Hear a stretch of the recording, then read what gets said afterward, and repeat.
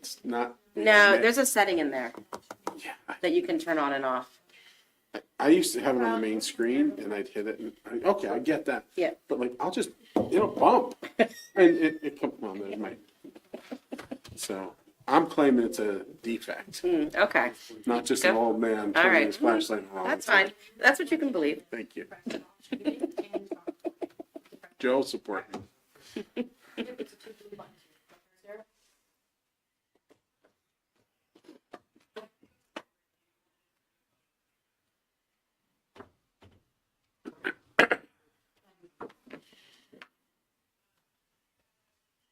Whoa. Welcome. Come on in. You just have a seat until, Okay. yeah, yeah.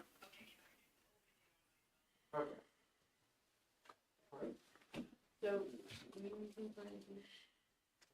yep, it's already started, it's on YouTube, it's recording. You may turn the mic on at the podium. Yes, please. And-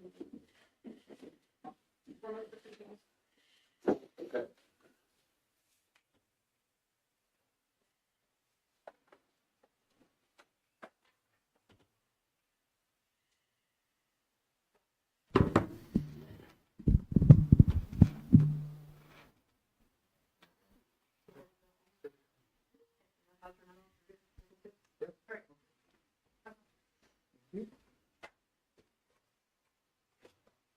Is there some secret as to why I can't log on to my Mechanicsburg email on my phone? I have trouble with my other laptop, so I put in my email address, it says there's no address recognized. yeah, I When I don't tried know. to load it on my Outlook, it said we have to erase all your other accounts to put that on.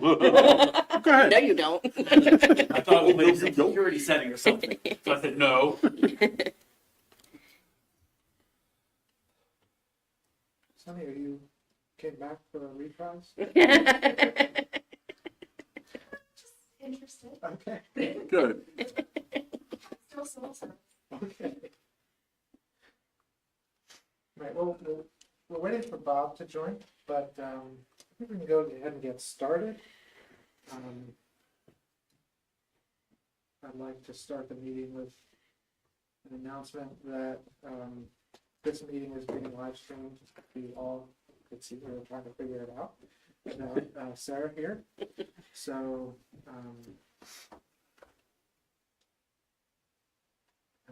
1 second as I pull up the agenda here. Oh, thanks. Okay. So we have Mayor Anthony, Councilman Mina, Councilwoman Martin, and Vice President O'Neill, and myself, and Chief Glennie. And with that, with the roll call, we do have a quorum here for the meeting, so we will start with the Pledge of Allegiance. Would you lead that, Mayor Anthony? Yes. I pledge allegiance to the flag of the United States of America and to the republic for which it stands, one nation, under God, indivisible, with liberty and justice for all.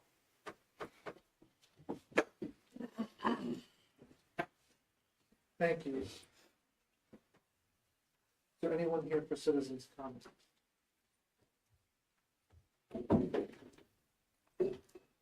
Seeing none. We'll move to the council interviews. And a brief note on the process is that we have 6 candidates this evening, and we're going to take each candidate at 15-minute intervals. And the timing for tonight is approximate, best estimation, so we are, even with the delay, running a little bit early. So first up, we have Kristen Tula. Kristen, could you come up and have a seat there? Oh, sorry. Have a seat there for us.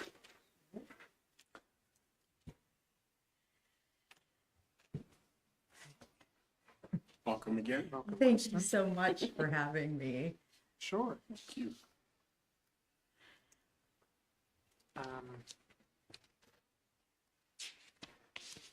So how we're going to work this is we're going to have you give a brief statement about why you applied for the council vacancy, and then we'll open it up to questions from council. We're going to have a couple general questions, and then perhaps some specific questions just for you based off of your experience and your comments. So, Sure. And I did make some notes today after we got your questions, so I hope it's okay that I'll refer to them just somewhat throughout the 15 minutes we have today.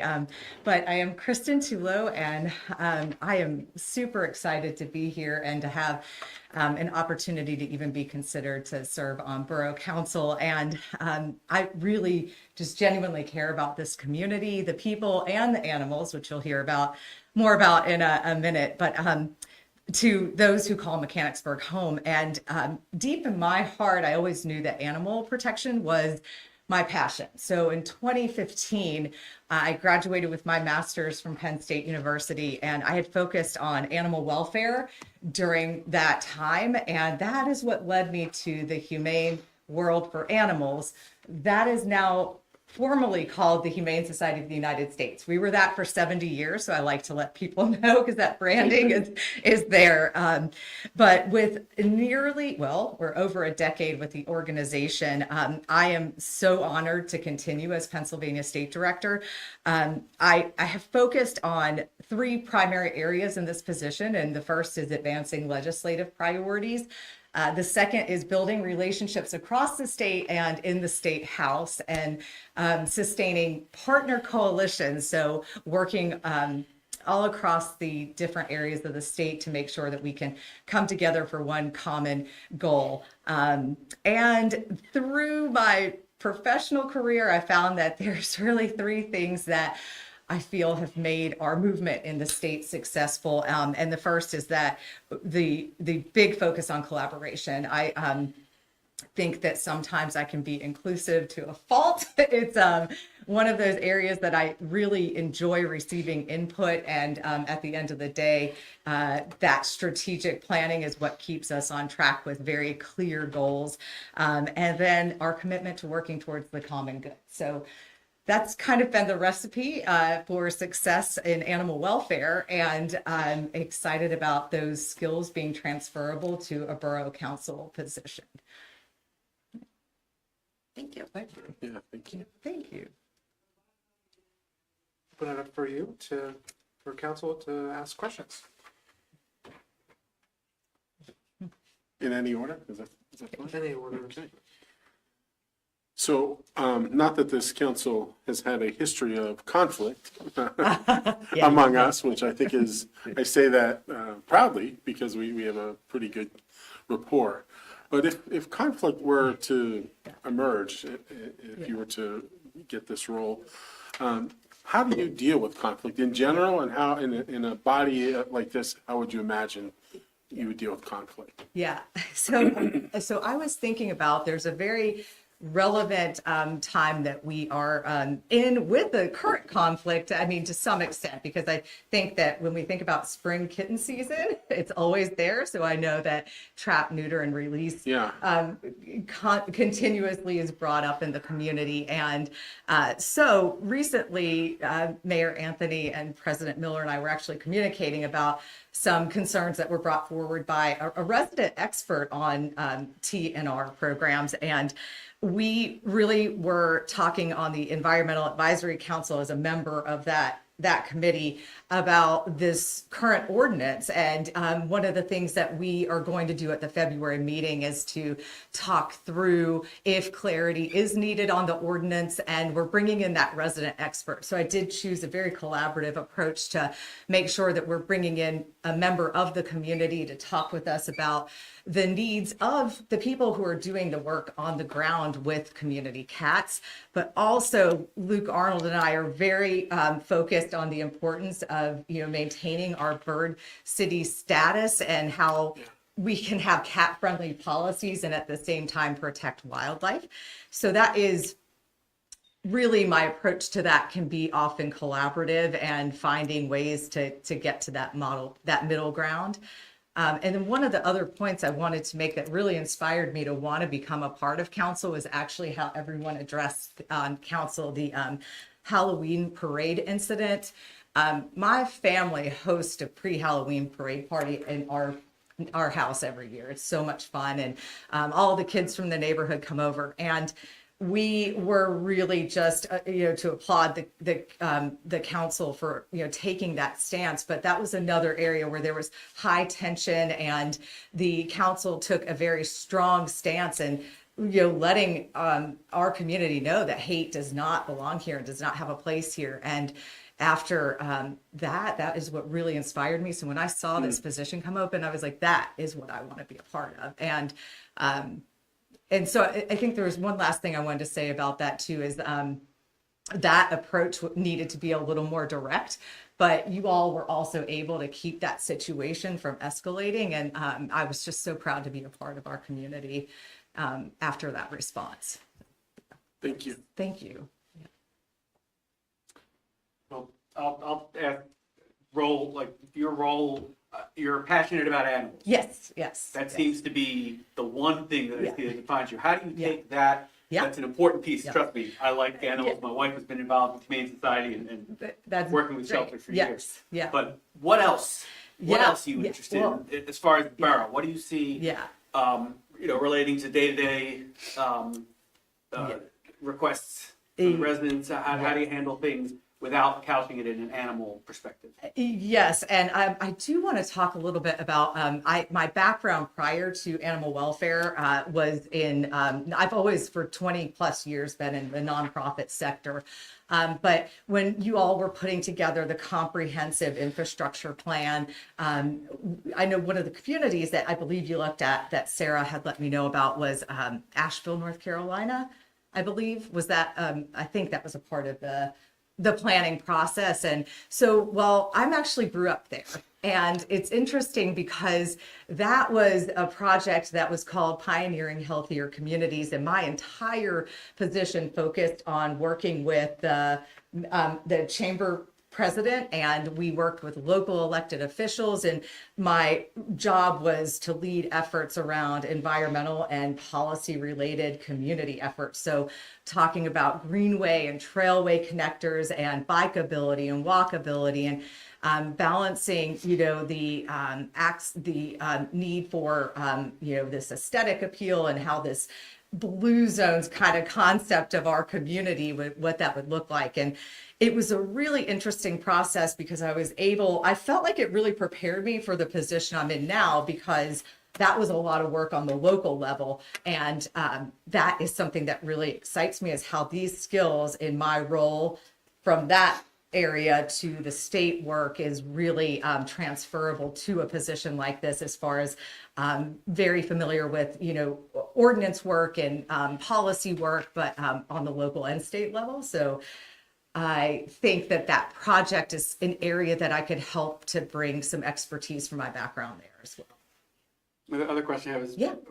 did you get involved with the Bird Town, and did I meet you at the Shade Tree EAC? Yes. Yes, I did. I was sitting right here. I'm actually a member of the EAC. Yeah, that's right. And I'm so glad that you have an animal-friendly home. So I have a question. You said that you have experience with ordinances and things like that. So is there a particular ordinance in the borough that you feel needs to be revisited, and why, and what changes you are thinking? Yeah, well, and that is the one ordinance that we were currently working on with the EAC that we're reviewing at the next meeting is the TNR ordinance. And Luke Arnold and I wanted to do that ahead of spring kitten season. But that's the one that I've specifically been working on with Marcy, who runs the TNR program alongside with Nobody's Cats Foundation. And there seems to be an opportunity to potentially have clarity in there around the program, but it's something that around the ordinance, but it's something that EAC wants to review. So we're going to go through that at the next meeting.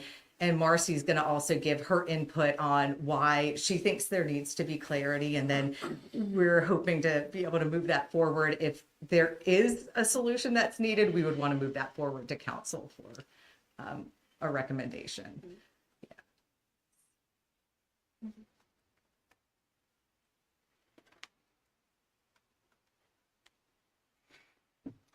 So we we just went through budget season and we passed the budget in December. Yeah. And municipal budgeting oftentimes requires trade-offs and must-haves, like road paving and public safety, and nice-to-haves like park improvements, community events, etc.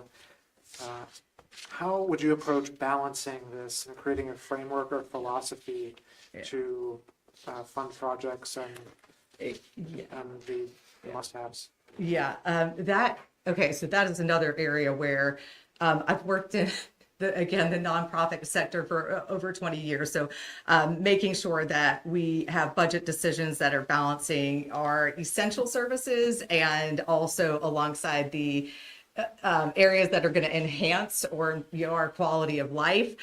So my philosophy in my current role around budgeting that I think could apply to our local community is first is safety. So public safety is an area that we would want to have a framework that first and foremost would be mandated first. The second area I thought about is the long-term value. So if we're investing in sustainable programs, and I thought about the urban tree canopy that helps to reduce the heat impacts, but it also improves our neighborhood quality is an area that we might want to see long-term. We would see that long-term benefit from. And then the third is the community benefit, ensuring that our resources support what our residents may believe. And so I think that these opportunities to really listen to what community members and residents are interested in help to really shape what those priorities are. So I think that even in tight year budget, I do want to add on to that too. So I think by having that very clear framework for the budget, and even in those tight years, if you stick within those kind of three areas, that can really be helpful, even on years that it might be tighter than others. So this one also touches on the TNR issue, but the regulatory philosophy and balancing property owners' rights with community standards, especially when it comes to quality of life issues. How far should council go in enforcing codes on private property to achieve the community's goals? That was a tough question I saw on there. And I did think that Mechanicsburg, the challenge is finding that right balance between the individual property rights and then upholding the standards to support the revitalization. And I think that our goal would want to be most important around code enforcement is that it's fair and consistent. So that's top most important priority.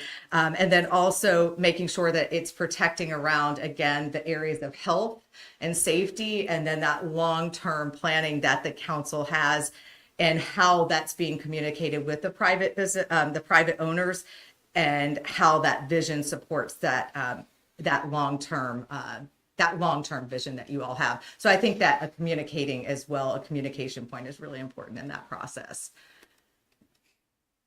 That was one question I was glad that you sent ahead of time, because it was a chance to really think about that. How would you handle that? And I think that that's the framework that makes sense. So, animal welfare is clearly your passion. Yes. What other issues in the Borough of Mechanicsburg would you want to tackle as a Borough Council member? Yeah, and I do want to say, I think one of the other strengths too, just from my role, is that we work in a very nonpartisan way as well, and so I think that in this state, a lot of the relationships, I've really seen that on either side of the aisle that we're able to come together around one common cause, and that seems to be challenging sometimes in the legislature right now. But this is an issue that does tend to kind of work well across party lines, thankfully. But as far as on the local community, the walkability and the bikeability is an area that I have a lot of expertise in, and how to bring stakeholders together and just strategic planning around that vision, and access to things like fresh foods, and those are other areas that I do have a lot of background in. It was interesting because in Asheville, I think people know that area for, I think the tagline was like, keep Asheville weird was maybe the tagline. And, but, it was very divided in certain ways because you had some of the, communities that had less access to resources, that you could see it in the lighting and the sidewalks and fruits and vegetables at the local grocery store. And so I think that that's an area from healthy living perspective. I also teach a spinning class at the YMCA in Carlisle. And so that's also another area of my life that I'm very passionate about and have a background that I think could bring value to this position. Sure. Yeah. So we're approaching 15 minutes. Is there any final question or anything from council? I'd just like to ask specifically, knowing your background in lobbying and advocacy, Yeah. how can you bring that to help the borough? What's your vision in using those skills and those relationships you develop to bring improvements to the borough and council? Yeah, and that's where, and I think that even with state agencies, we do a lot of partnership work with the Pennsylvania Game Commission and the Department of Agriculture. And so I do think that those relationships that we have are helpful in, especially in just those coalitions that we have and those relationships that are helpful to have from state to local communities. I also know Logan does borough council government relations and in the state, and he's been a very helpful person to just get to know in the state capitol. And so I do think that that's something that can be, that network can be supported here in our local community. Thank you. Good question. Yeah, great. Yeah, question. thank you. Can I? Good answer. Oh, thank you. Sorry. I know you're sitting a little there. bit over here. Give me something, right? Yeah, but I did want to also just close because when my family, my husband and I came to Mechanicsburg about 10 years ago with Volvo construction equipment. And at that time I was like, you are ripping me away from everything I love. I was so rooted in North Carolina, and we came here, and that year turned into our 11th year, and we are rooted and we have developed friendships. We had our daughter here, and we are so proud of the Mechanicsburg area school district. Yeah. And so I also wanted to end with Laura Martin you had said that this community has given your family so much, and I feel the same way, and I'm ready to give back. And so I thank you so much for your time and consideration. Thank you. And we're working on weird, so hang in there. Well, I was thinking of Laura, but okay. Oh, that's funny. Thank you so Thank much you. for your time. Thank you. Okay.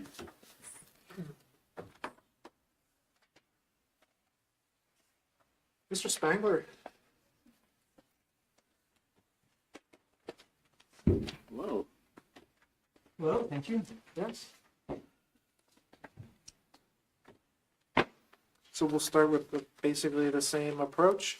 Let you make a brief statement, introductory statement, why you wanted to, and submit your name for the vacancy on council, and then we'll proceed to council questions.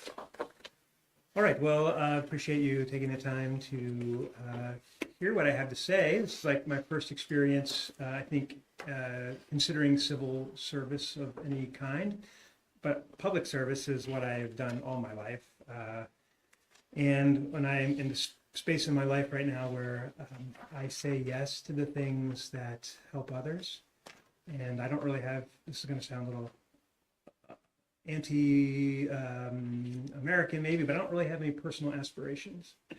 And I say that with all honesty. My aspirations are to help my family, help my church, help my community, and help the people.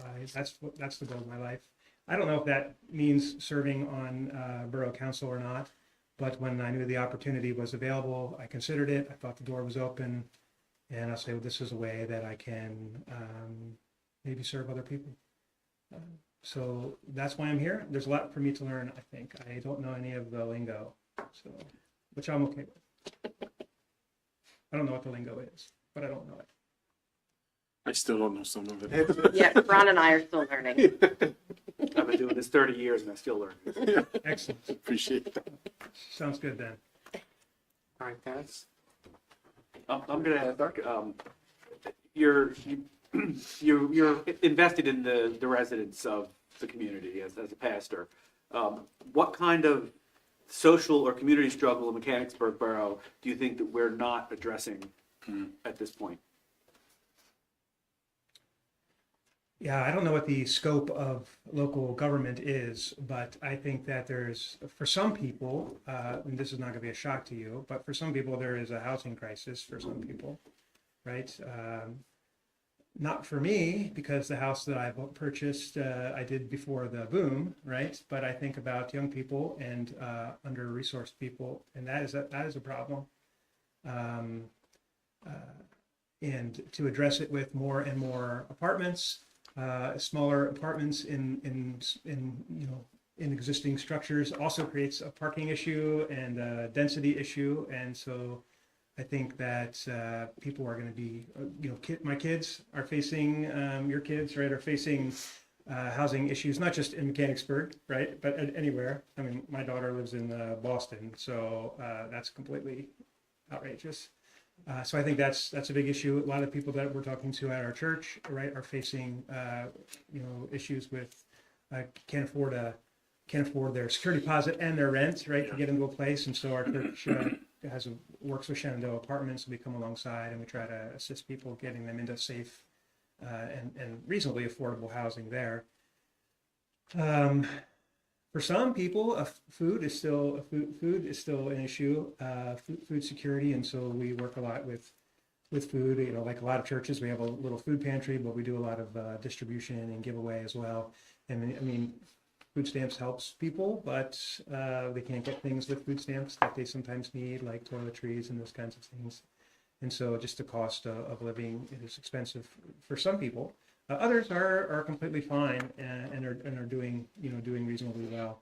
So I'm not sure if Borough Council directly has an impact on housing situations, but certainly the way we think about development and zoning, I guess, does interact with that. And we definitely can, as part of our relooking at the ordinances. We're redoing the comprehensive plan now, and on a regular basis, the council does look at ordinances and adjust them. So those are the kind of things that we need to keep the finger on the pulse of the community for.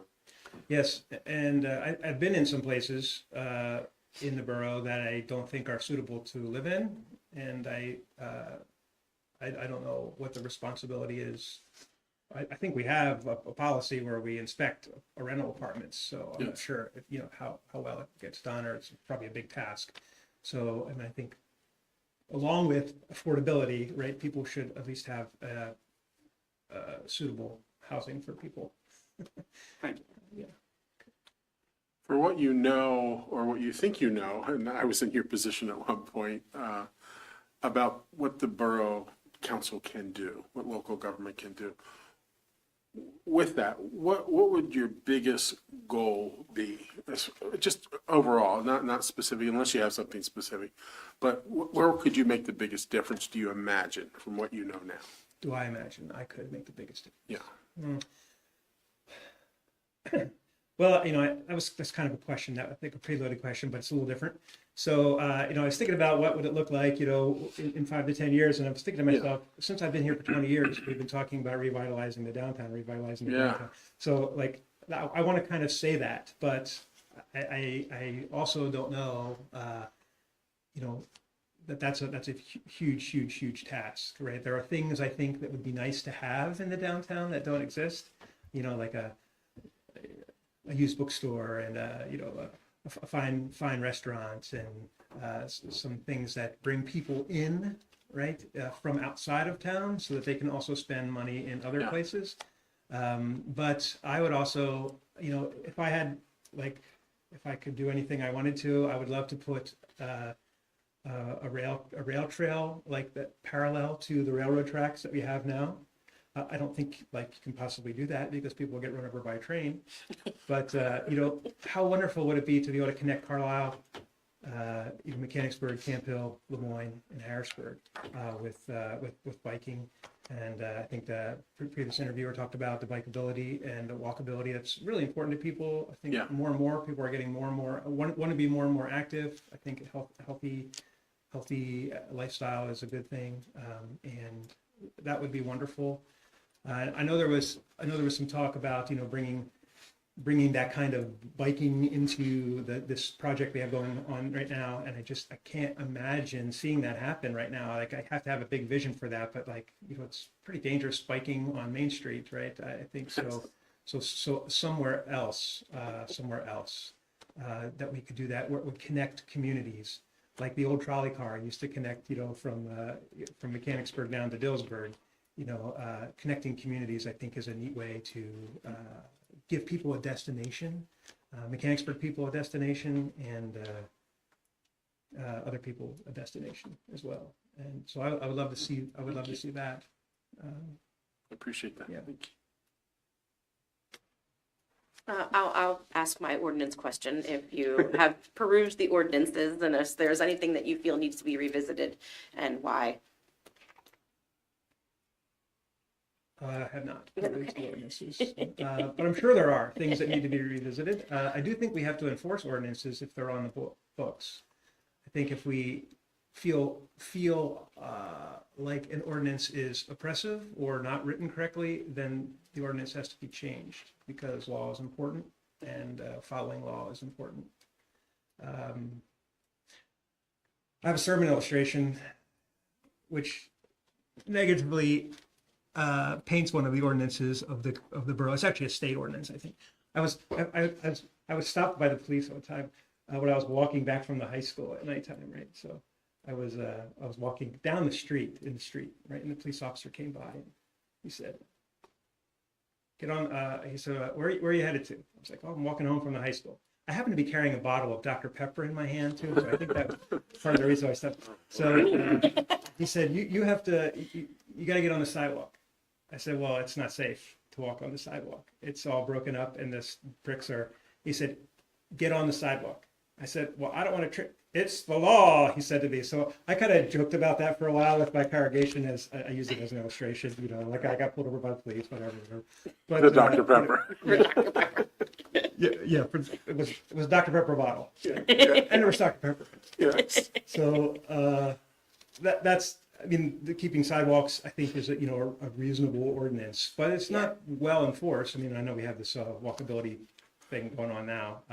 So there's an example where people, I think, get frustrated because some people do their sidewalks when they're asked, and others seem to not. So, we talked about fairness earlier, and I think fairness is an important part of enforcing ordinances. I'm sure there are ordinances on the books that need to be changed, and it would be a good thing to look at, or maybe just remove. Yeah. So how would you approach municipal budgeting? Do you have any finance experience that would help inform your decision-making in areas like the must-haves and the nice-to-haves, where our resources are limited and we have to prioritize and create a plan for the future? How would you approach that, and do you have any experience with doing that? Yeah. So 99% of the people in the world have that same kind of limitation on their life. We have in our own personal budgets, right? We have must-haves, and this would be sure nice to have. So, and then I am the executive, so to speak, of a church, right? However, our church budget is smaller than many people's personal budgets. So, but in that budget, we make decisions all the time about how we're going to spend the money that's entrusted to us, and it is money that is entrusted to us, right? It's not money that we generate from selling anything or revenue in any way other than donations, and so kind of like tax dollars, I suppose. And so we always make decisions about how what we're going to spend it on, and how it's going to affect the vision that we have for our church and in our community. So when you're asking about must-haves and nice-to-haves, I think it's important to remember that there definitely are must-haves, right? You have to, you have to pay salaries and you have to keep things fixed and running properly. But it's also important to remember that the nice-to-haves are the things that season life. And, we can't just always neglect the nice to have. So we have to have a way to kind of accomplish those. And so when we're not able to do that in our denomination, in our church, we look for alternative ways of funding it. And so I think the borough does a great job here of finding grants and other kinds of means of generating income. But if you can get people passionate about things, you can also get people to support that financially. And so I think casting vision for the would-be nices is the starting point in generating income that you don't have. Casting vision. It's easier to cast vision for would-be nice than it is for corners and streets, I think.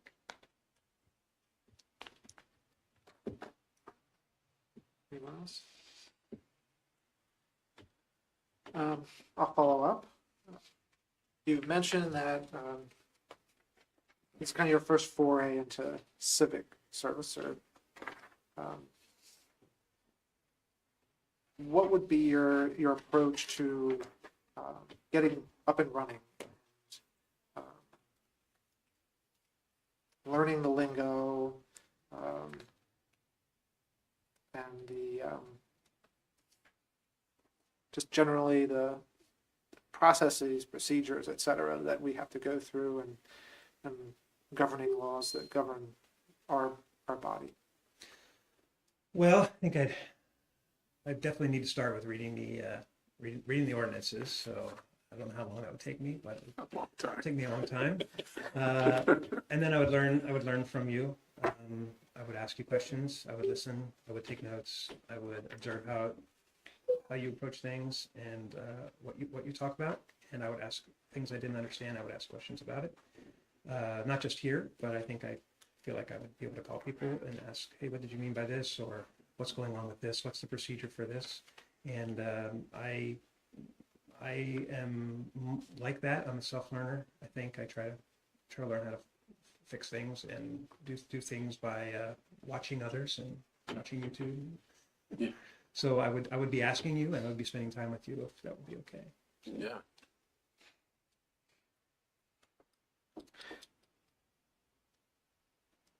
The role of the council member is we don't make everybody happy all the time. How would you handle doing that and making decisions that inevitably upset people and don't make them happy? And we often get complaints and some feedback. Yeah, I think one of the hard things that I would guess that a borough a council person would have is you have this strategic plan, or you have this vision for where we're going as a town, right? There are things that have to be accomplished, and then those are the important things, right? You need new streets, you need new water lines, new sewer lines, all that stuff, right? And then there's the constant, maybe not constant, but frequent requests that come from individual citizens, right? Like, my neighbor, this, that, right? And those things feel urgent, and because they're right in your face, and they are important to that citizen, right? But to accomplish the vision of where the town is going, they're only a part of the story, right? So I realize that in this kind of government situation, that there's going to be people who are going to be wanting you to address their issue all the time. So I think to address those issues, I'm not sure I'm totally on target with what you're asking me, but to address those issues, I think the system maybe would be to do we have borough employees, staff people that can handle those day-to-day kind of requests so that policy and law can be created in a way that keeps us moving forward to vision. So, but when conflict arises, my approach has been to be humble and can you say I'm humble? I guess you can, right? You can't brag about being humble, but like to try to be humble, like you make sure that you're really listening to a person and that to one another as well. Because I'm sure you have sometimes conflict among yourselves, and to know that your side of the argument maybe is important, but it might not be the whole story. And so sometimes the conflict is part of the learning process. And what I've experienced at my church is when I have conflict or I'm trying to move something forward and doesn't go the way I thought it should or I want it to, sometimes it's just a matter of, oh, this wasn't quite the time, right? So I rephrase, I rethink, I recast, I do a little more teaching on it, and then we revisit it at an appropriate time. So humility and learning, I think, growing patience are a part of conflict resolution. Thank you. It's a great answer. Did council have any final, we're at over 15 minutes. Council have any follow-up or any other questions? Mr. Spangler or Reverend Spangler, do you have any closing comments you want to make? Should I? Let's see. I'm eager to do what I can here or wherever else. So I've got plenty to offer the town, whether or not you think I fit here. So Awesome. We really appreciate that. Thank you for coming out. Thank you. It's a good benediction. yeah.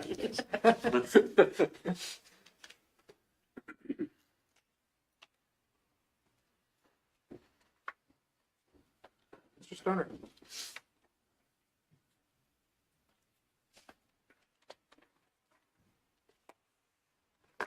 Evening, John. Come in.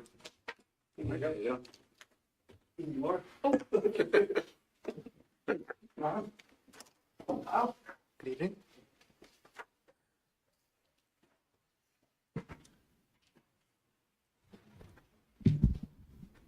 Mr. Stoner, we'll start it off with just a brief statement about why you're applying to be on council, and take it from there. Then with some questions from council. The reason I'm reapplying for council is I served 8 years while I was on there. I enjoyed all 8 years I was on. I was very passionate on being up there. My law, my decisions I made while I was on council came from the heart. If I felt it in my heart, I knew it was right. And a lot of the other decisions came from communicating with the residents of the borough, finding out what their thoughts were all about the borough, what their thoughts about different ideas were. That's where some of my ideas came from, some of the residents, their passion. As you all know, I know sometimes I get kind of loud at council meetings. I voice my opinion quite often. That it comes from being so passionate for this town. Born and raised in this town for 60 years. I worked for this borough for 23 years. So I know the passion. I know the residents, what they're looking for, what they feel, especially like on snow days when the plows don't come around in time, they are on the phone calling the office and saying where my plow's at. And I experienced that already while working for the highway department. You talk to the residents and say, hey, we're dealing with 13 inches of snow. It takes a little bit longer to get through 13 inches of snow. It does 6 inches of snow. So that's the reason I'm going for council is, like I said, I am very passionate with this town. I will do a lot for this town. I care about this town and the residents of this town.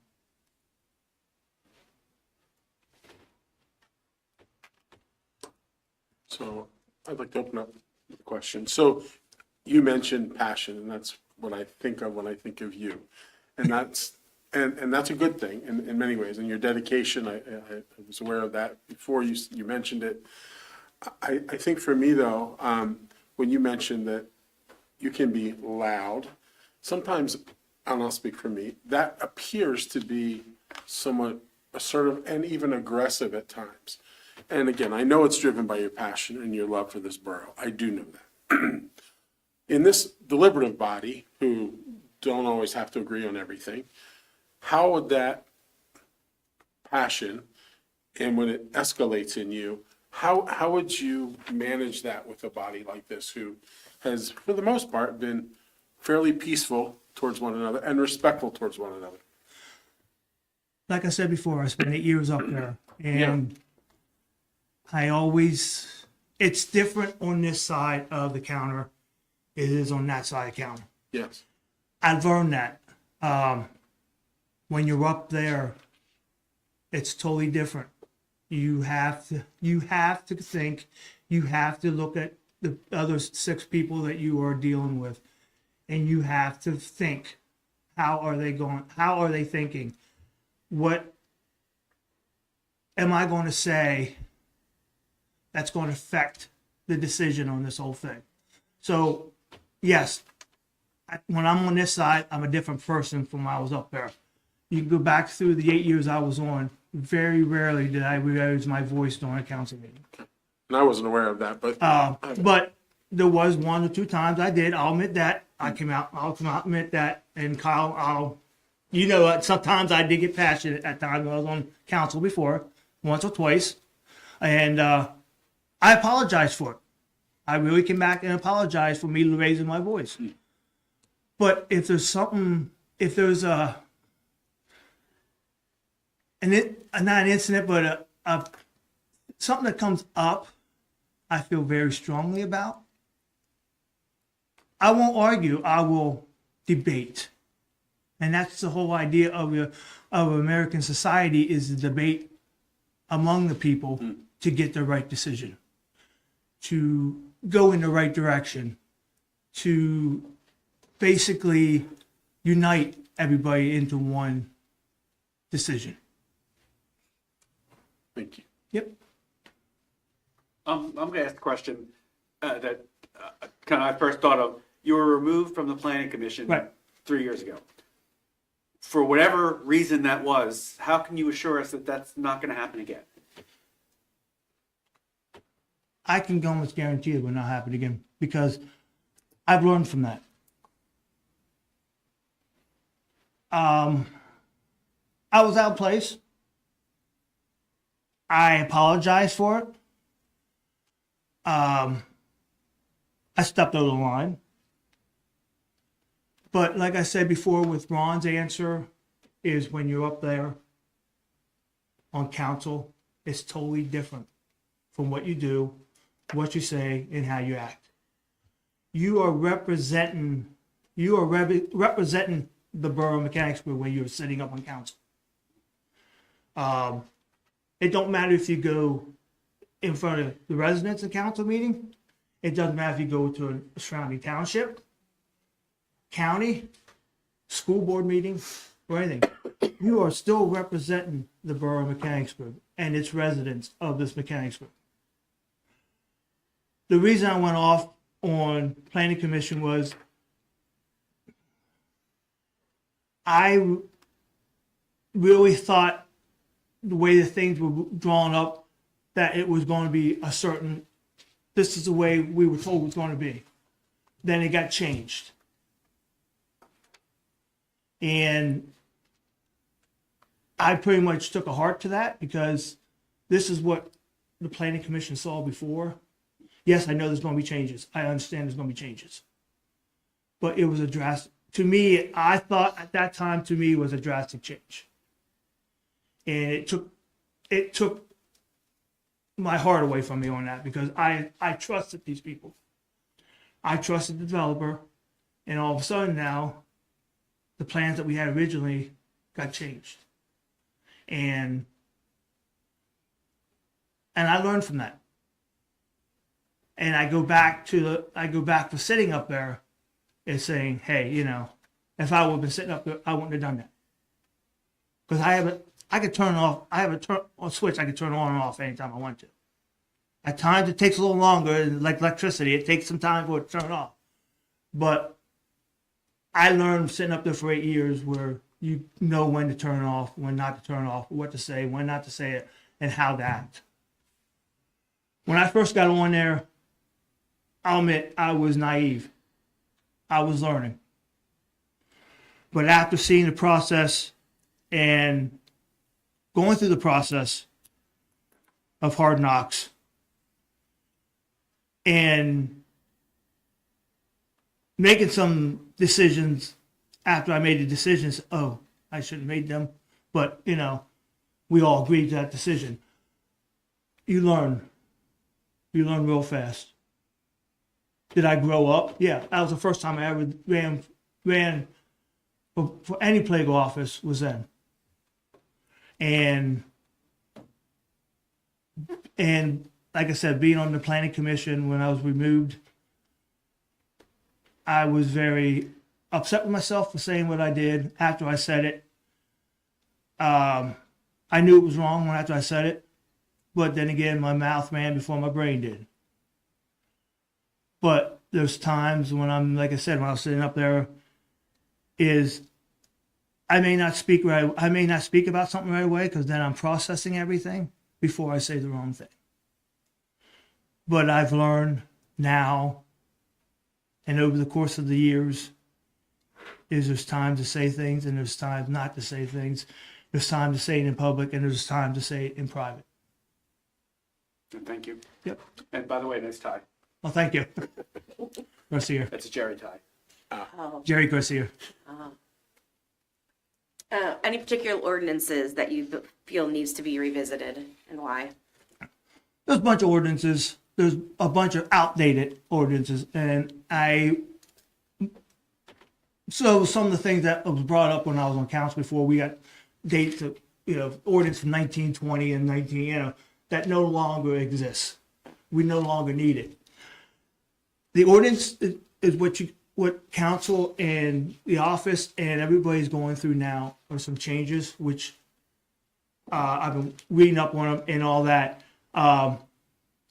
It's a constant revisiting, redoing, inventing new ordinances because, we don't know what's going to come out next year. We don't know what's going to come out in 5 years. We don't know what's going to come out in 10 years. We can only adapt the ordinances to what we have. I have no particular ordinances. There's a bunch of ordinances, like I said, I've seen, and everybody up there knows that there's ordinances that are very, very outdated. They're no longer needed, or we shouldn't even be having them. But it's a slow process. There's so many ordinances, you're not going to get through them unless you want to sit there and go to sleep some night and read them all. Have fun. I've tried that already. My first year on, I tried to go through the ordinances. I think I made it through a quarter of the way through the ordinances and fell asleep. It's like I used it sometimes to fall asleep when I needed to fall asleep because they were the way they were written. I know the ordinance have to be written a certain way, but some of the ordinances, some of the older people don't quite understand. You have to explain it to them.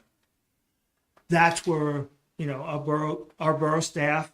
It's great for doing that. They can, some old lady comes in. I don't understand this. I don't understand this. Can you explain it to her? That's what they're there for. And by law, they have to be written that way because it covers everybody. But in particular, a particular ordinance, no, I have no particular ordinance that needs change. I have right now. Like I said, there's so many of them. We could be here all night long. I can go through them all night long. Let me ask one more. Okay, you got, okay. Go One more, which just a quick short answer. If you could do one thing to improve the borough, and you just said, here's what we're going to do, what would that be? Oh man, breaking one thing down. You want me to break one thing down? King for a day. Yep. King for the day. The one thing everybody is saying, and it sticks in mind, everything is more of the public safety. We have great public safety now, but there's stuff that we need to improve. You see it every day. I know you guys read every day. The truck stop. There's ways around it. I've done research. There's ways around it. Other things is the residents itself make them more aware of what's going on. I mean, yes, you guys have Facebook, you have the social media, you have, written things, letters go out, but there's still that little percentage of people that don't get the information. How you get it to them, that's kind of hard, but there's ways of doing it to get to 100% of the people. I know, like, a lot of the renters don't get some of the information that the landlords get. They're miscommunication, like, the trash wise. Did the landlord tell them how the trash was going to be? Probably not. So they're learning as they're going, which that falls back on the landlord. Which, how you going to tell a landlord to do this and this? He's going to say, well, it's my property, or it's my tenants. I'll tell them the way I want to. Thank you. Yep. I'm waiting for you, Kyle. Been a frequent critic, as you've admitted. Yes. What policy, what change, what direction would you, or do you agree with that council has taken over the last couple of years? What would you see yourself having agreed with a decision that council has made? Well, I agree with a lot of you guys' decisions. I mean, after the biggest problem I have is I'm not seeing the whole information. I'm getting what's all in the minutes. When you guys get the whole package, you guys get to see everything. I know some of the stuff is some things people, residents can't see. I understand that part. But the information I am getting at times is either old or I don't get the complete information. And that gets me wondering what's going on, Then after you explain it to me, I say something, and Kyle, you explain it to me, I understand it 100%. Policy-wise, you guys, I have no conflict with any policies you guys are doing. Really, I mean, after explain it to, there's a couple times you pull me off the side and say, hey, this is what we're doing. Can I explain this to you? I think Ron's done that to me a couple times. Hey, I understand once you explain it to me. I'm a person that has to have the hands-on information, see it right in front of my face. I'm an old-fashioned, I'm sorry, but that's the way I am. I need all the information. I do that at work all the time. Give me all the information. Give me as much information as I need, because I'm going to be asking questions, because if there's one little part in there I don't understand, I will be asking questions, because, there's a missing part somewhere, or I don't quite understand a certain part. Understood. So with that in mind, what is your vision for the future of Mechanicsburg in the next 5 to 10 years? And what skills can you contribute to making that vision a reality in terms of what do you bring to council in order to help us achieve a long-term vision? The vision I have for 5 to 10 years is make this borough a one-stop place for people who want to shop, entertain, eat, browse around. Is there things we can do for that? Yes. Some of them is already in the process. There's some things that can be upped a little bit. 5 to 10 years out, that, the vision is to make the borough a place where everybody wants to go. How can, we would like to stick to that. But like I said before, like Laura and Martin, how are we going to know what's going to change in the next 5 or 10 years? There's going to be something new come down in the next 3 years that no one has vision. Laura Martin, I'll admit one thing. We've had in the onset before about the skate park. Mm-hmm. Who would have thought 2 years ago we had the skate park? See, that's something new that came. It wasn't new, but it's something that came along. Railroad Avenue, that was I saw that the original plans in the downtown partnership where they wanted to close Railroad Avenue. Is Railroad Avenue something you support? Yeah. I was against it at first, I agree with Booker, Joe Booker though, for a while. During the winter time, we should open it up, maintain it, maintenance, give the Public Works Department in there to clean it up, do what they have to do, patch it wherever they have to do, fix it up, make it look presentable for the spring all the way to the fall. Winter time is the maintenance time to do it. I was at first, I don't know about this, but once I get more information on it, I got more information on it, and I understood everything. I'm all for it. Thank you, Mark. Mr. Stoner, we're at the 18-minute mark now, so we're a little bit over. Sorry about that. Do you have any final comments or anything you want to say? Just that most of you saw my resume. I have taken leadership in one thing. The biggest thing the borough has come through this borough is the consolidation of both fire companies. I started that from square one, from a round hole, from a square peg and a round hole, all the way up to what we have now. I took it to it took me years to do it. But that's like working with two different identities to wholly completely different, bring them all together into one. I felt very strongly on that. I went completely out of my way to do it. I went to the state people. There's a guy that used to do this in the state. Had meetings with him over and over. How can I do this? How can I do this? How can I do this? You tell me what's my, not my best step, but what, you seeing what's going on. You tell me what, how can I better it? Or what can, there's things that can be done. And there's other things. That's my biggest thing. Tell you the truth, I'm very proud of that. That was a task. If anybody have ever seen the two companies at one time, they were like cats and dogs. And now, look what we have. We have a very successful, very unpredictable, unbelievable fire department right now in the borough of Mechanicsburg. That came all out in one meeting. First meeting I set up here at council, so I actually went up front and said, I am starting a steering committee for the consolidation of the fire companies. I took the bull by the horns and ran with it.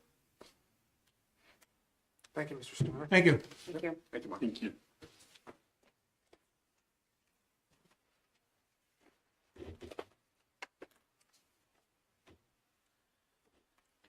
ZR.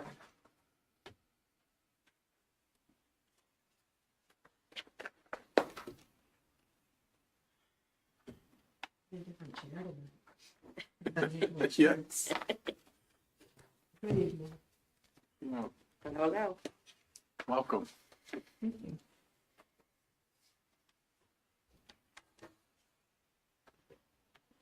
right, we'll start same way with just a statement about why you are applying to be on Borough Council, and then we'll open it up to council's questions. Okay. I've lived here 26 and a half years. I moved here to take a position in state government. I had been in state government previously with two different entities.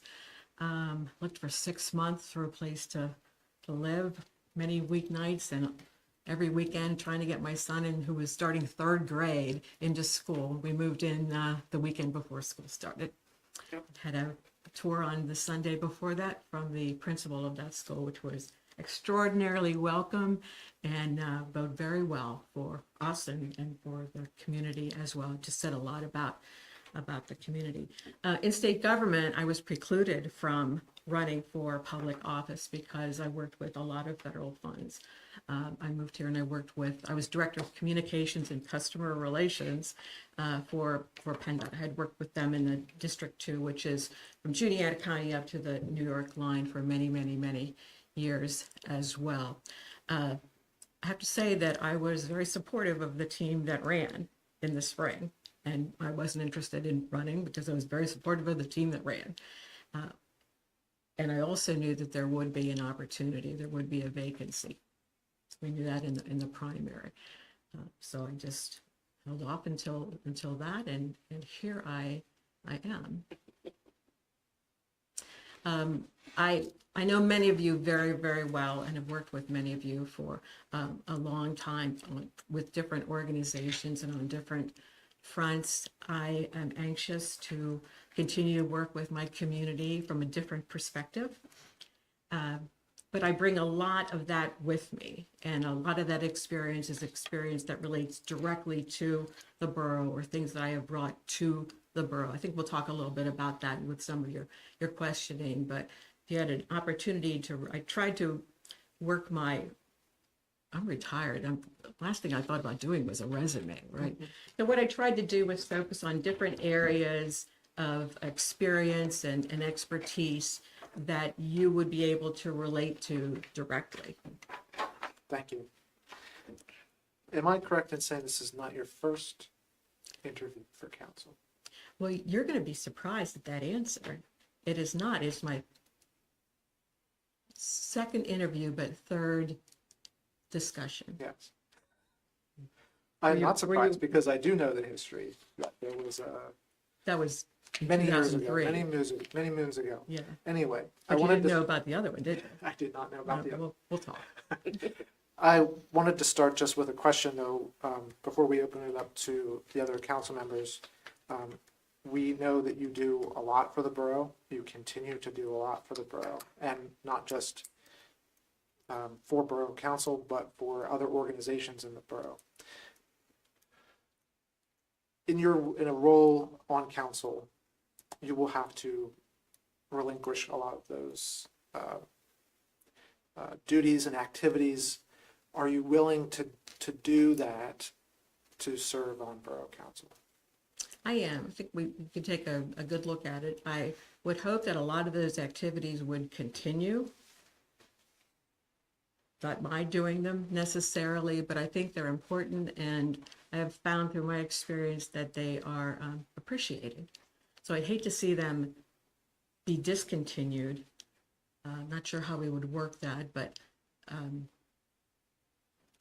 But you I believe understand there's a there'd way. be some conflict there with an elected official taking on some of the roles that you currently do, that you currently have for the borough. You know, that's an interesting question, and one that I anticipated, because I've seen council members, for example, be on boards at the same time. Several examples.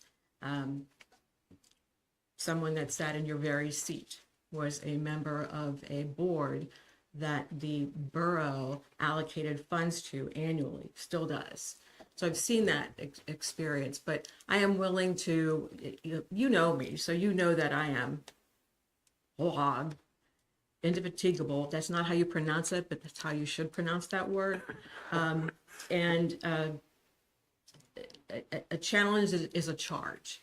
You know, for me, it's a spark plug. So I look forward to doing that. And I do know that I actually have in the last few weeks relieved myself of some of those responsibilities and had other people pick them up, kind of trained them for the last year and a half, just to focus more on the things that I absolutely positively wanted to do, and a redirection in how I spend my time, frankly. Okay. Thank you. I'll open it up to everyone. Go ahead, Joe. To me, I just got here. I just got to know everybody. You seem like a big personality. A lot of stuff that you do, and very strong. How do you take what you've really grown with that and apply it to the more broad, less personality and more group personality? How do you intend to kind of work with? Maybe I'm not phrasing it right, but Collaborate? what's that? Collaborate. That's the word. Okay. Yeah, just, how I know it seems like you do a lot of stuff, and you do a lot of stuff on your own initiative, and you do really well at it, and I appreciate that work. But there's a lot of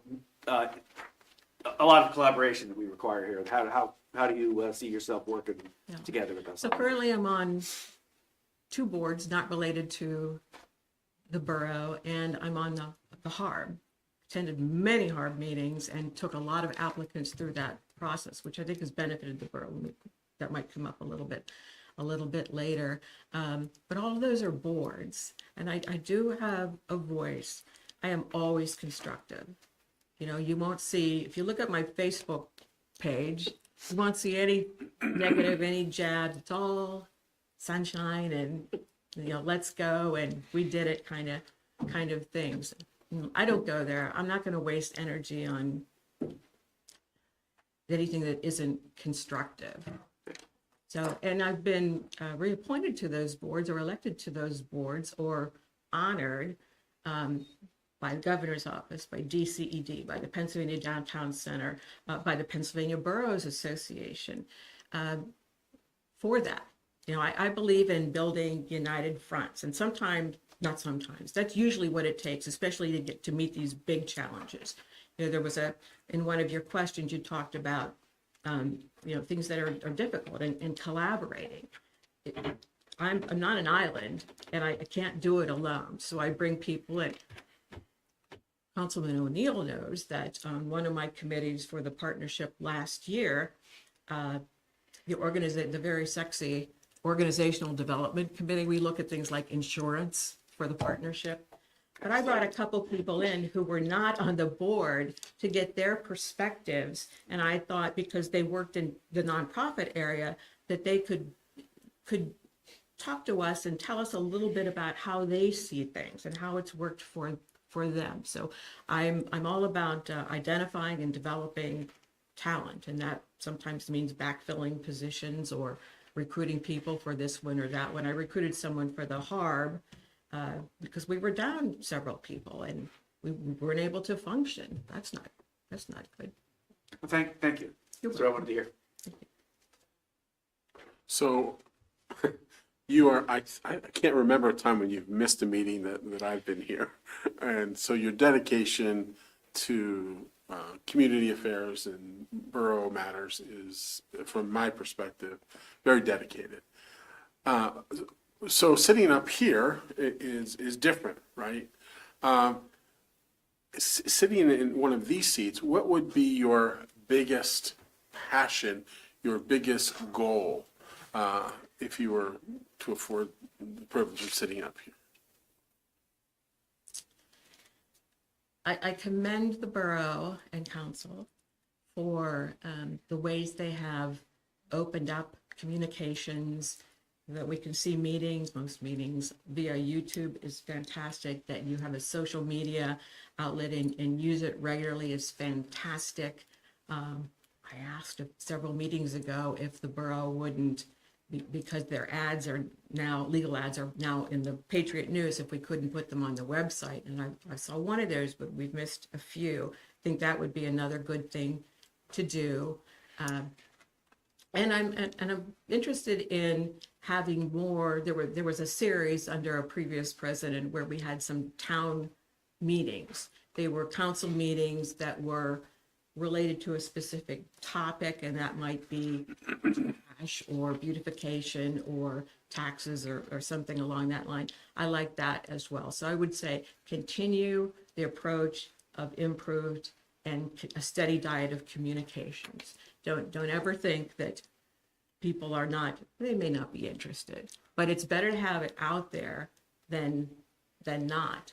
You know, I was at the chief's very first coffee with the chief. I was the only person who wasn't a former police department employee or the mother of a police officer. You know, and I told him about a couple things that I was aware of. I mentioned that the Legion had donated money years ago for bikes in the park for the community service officers. And I know that you went to the Legion and received monies for the e-bikes, which is fantastic. So that's one. The other is the look, the feel, the functionality of our main corridors. And that's road safety, other utilities, condition issues, and making a great first impression. And as a follow-up, that's what I was expecting you to say. So how would you make a difference? You make a difference there by telling us and reporting, but how could you make a difference here for that goal in particular? Well, working to see just what I said, to realize that. You know, I'm not a quitter. sometimes, they say the difficult takes a little while. The difficult will do right away, the impossible takes a little while. That's a lyric from an old Cole Porter song. But I would look to do all those. Maybe that's a lot. That you might see that as an awful lot, and it is. Any one of those is a big thing. But I would look to be on the committees that would Sure. do that and be helpful if I'm not a committee member. Appreciate that. Talking about that, what your future vision for the borough?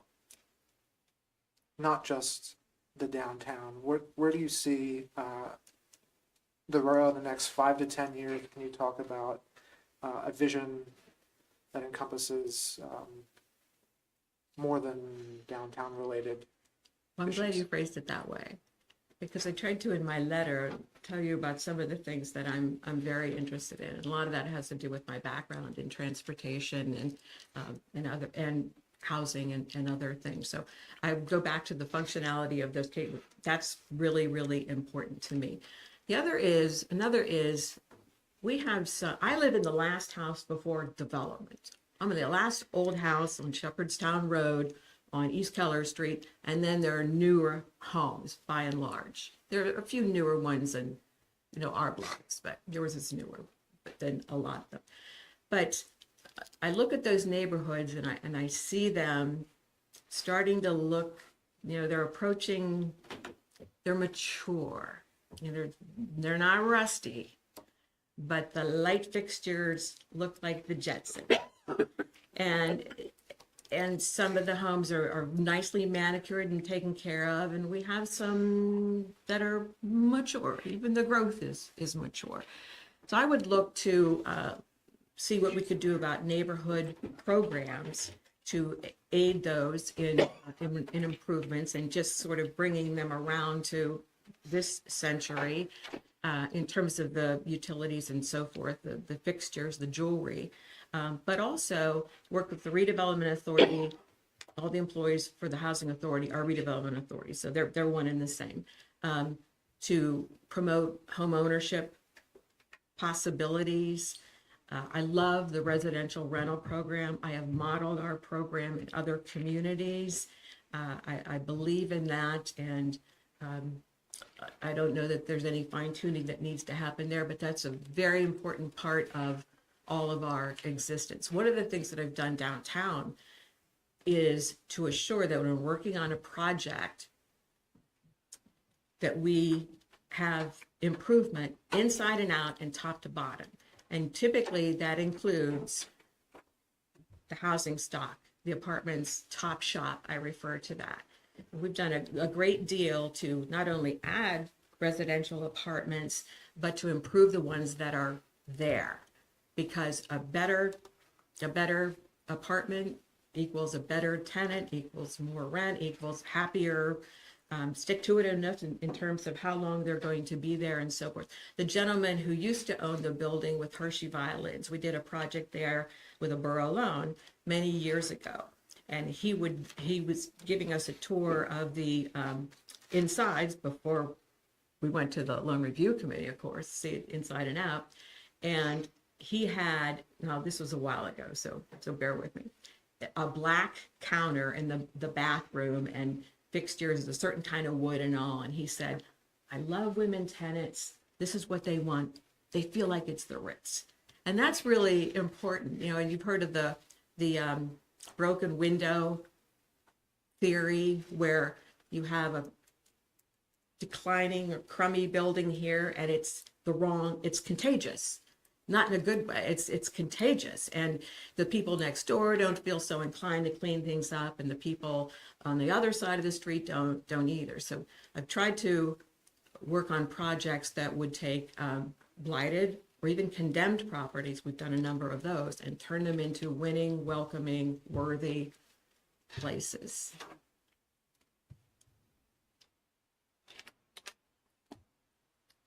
So speaking of the blighted property, do you have anything on your radar? Any next properties that you feel are,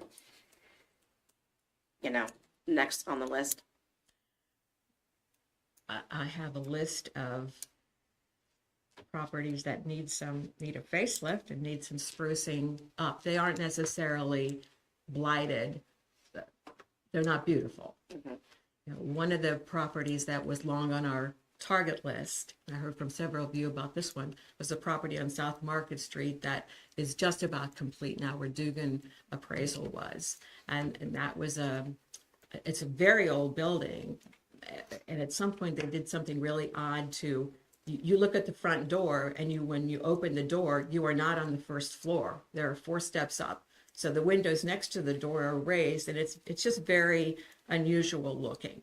But that owner, I worked with him to be able to correct as much as we could and take down the old brown, like rough hewn T111 that was rotted, water rotted from the bottom up, to make improvements there. And I've heard from a lot of people about that. I'm going to jump back to your question or my comment about communication too. At the last council meeting, believe it was, I asked a question because I was getting a question. People call me all the time, like I'm Helpline or something, to ask questions about what they hear or what they suspect is happening or what's going on. And I direct those to the appropriate council person or staff person or to the borough manager, or in that case, because it was something I think of general interest, what's going on Railroad Avenue? What were the construction vehicles doing there? What were those posts? Was there going to be a sign? What was that? And that was answered right here. And everybody who was listening will hear that. And I suspect that will be in the minutes too. So that's just another way to. They probably approach you because your license plate says Mechanicsburg, so they just assume. Says it all. So we're approaching time. Close to 18 minutes. Do you have any final questions for Ms. Eric? No? Do you have any particular ordinances that you feel need to be addressed? Well, you know what I say, signage keeps me up at night.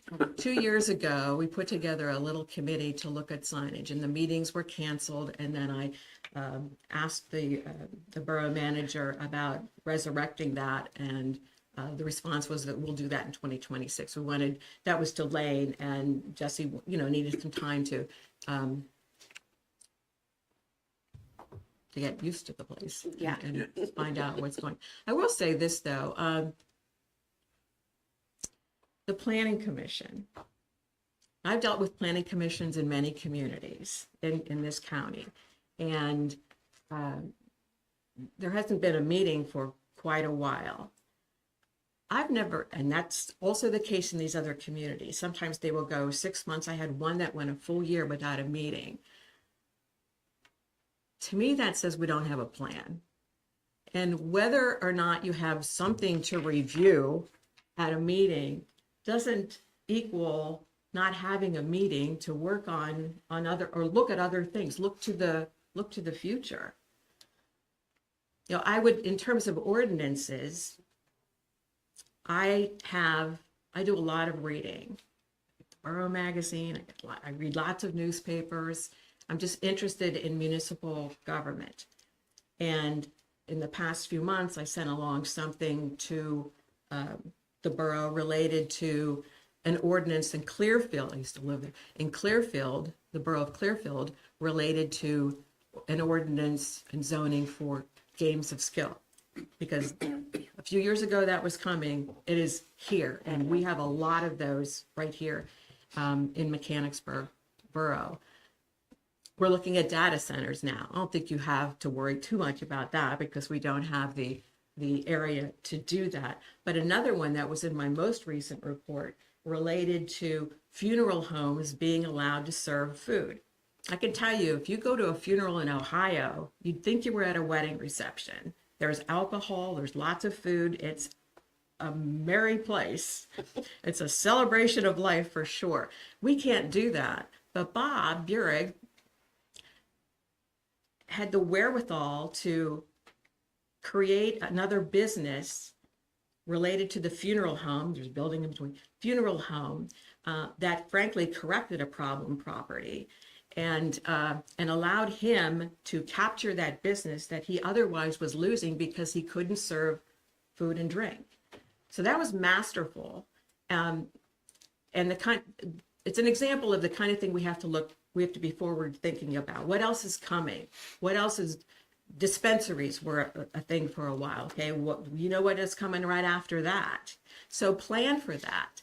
Have a meeting, whether you have something to review or not, and think ahead. Do you have any final comments for us other than that?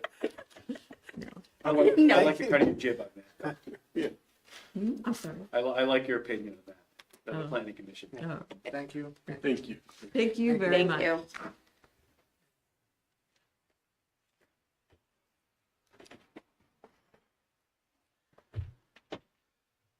Mr. Shad.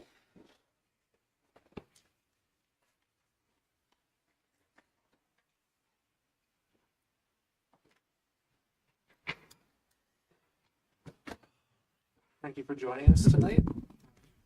We'll start off with a brief introduction and why you applied to be on council, and then we'll open it up to council questions. Certainly, and thank you all so much for having me. I'm very proud and honored to be a part of this special session in front of all of you.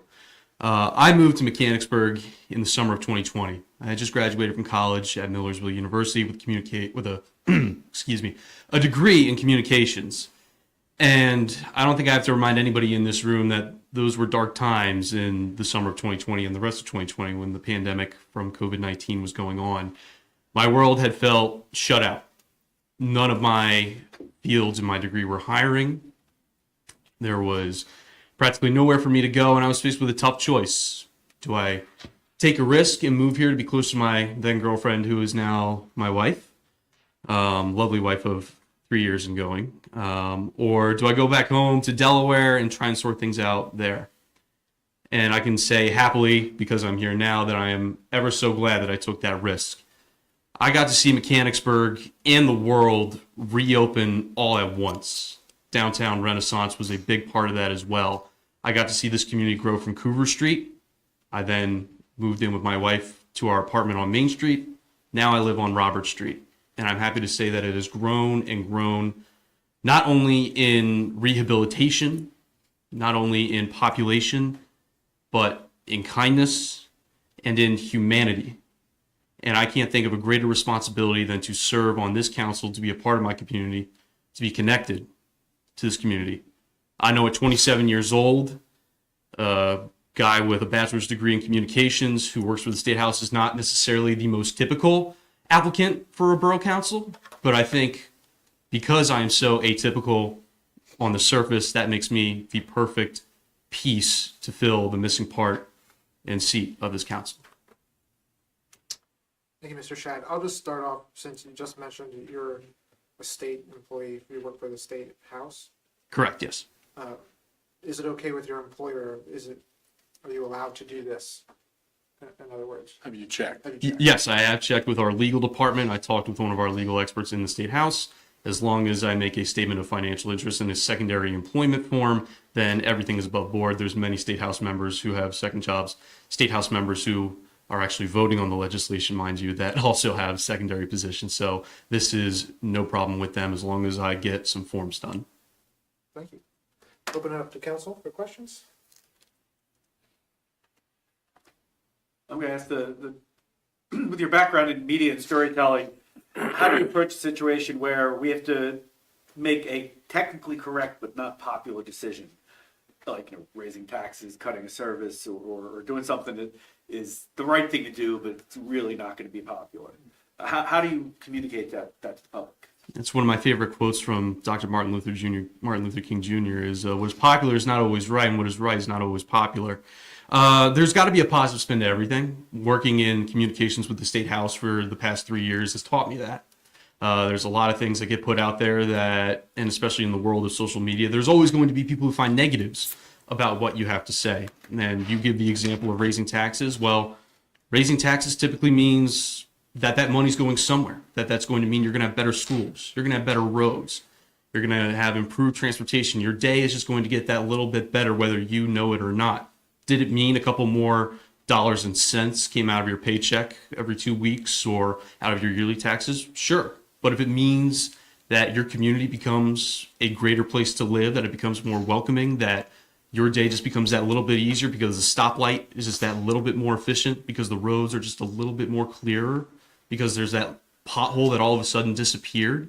Stuff like that, even those little things make such a huge impact in our day-to-day lives.